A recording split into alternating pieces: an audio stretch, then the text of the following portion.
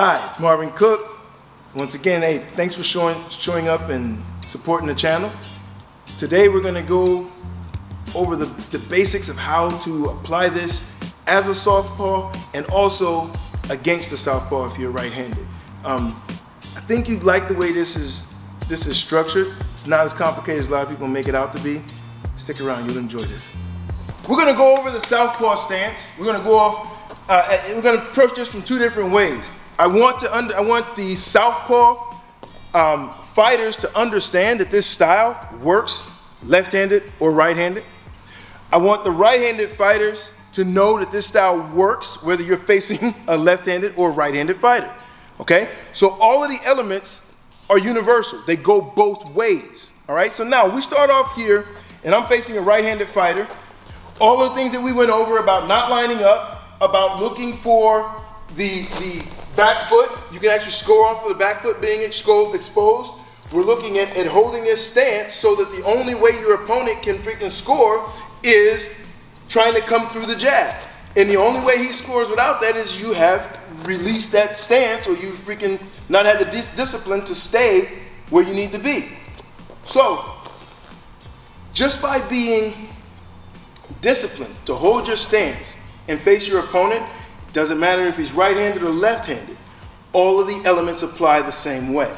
So now if I'm here and I'm in a left-handed stance here, if I want to run my offense, no matter which side I go to, I maintain the true boxer stance. Now what you're going to see when you fight left-handers, or what the key that they give left-handed fighters is, they tell you when you're facing a left-handed fighter that the objective is to stay to the outside. Now, the reason why that works, I'm going to explain this to you. The normal stance that everybody holds is a little more square, okay? So by standing in here and I'm showing and I'm basically flashing this back foot. Now, if he steps to the outside, boom. If he steps to the outside and throws his right hand, it goes right down the middle because I'm right here. This is where the objective of holding on to that position to the outside becomes very effective because of the way the stances are. But if he can step to that outside here and I'm stepping with him, I can actually nullify so it doesn't matter if I'm outside or inside, the elements stay the same.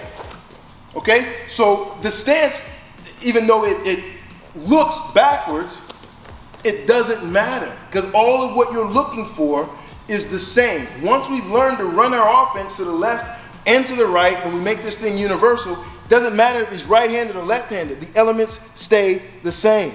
So if I'm here and it always bothers you, this is another thing I want to point out. When you see left-handed and right-handed fighters, for whatever reason, you're going to see a lot of this tapping each other's hand bullshit. All right? Stop that.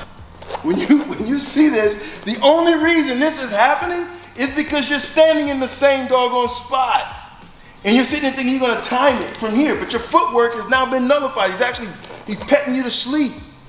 All right? If this dude wants to reach out for your hand, you move.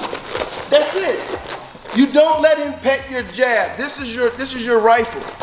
If you pulled up and you had to really go to work with your weapon, nobody just comes up and starts grabbing it and stroking your damn rifle. You gotta pull it away from there. And you pull it away from moving here. Okay? So nobody pets your rifle, nobody strokes that. So when you're here, as opposed to there you go, you just move your feet.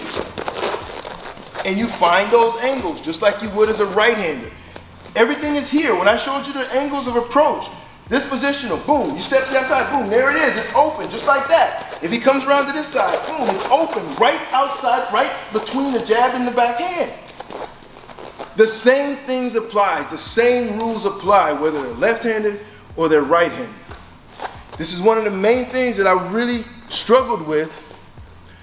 I'm not gonna say struggled with, I was intent on coming up with something that was effective because I didn't mind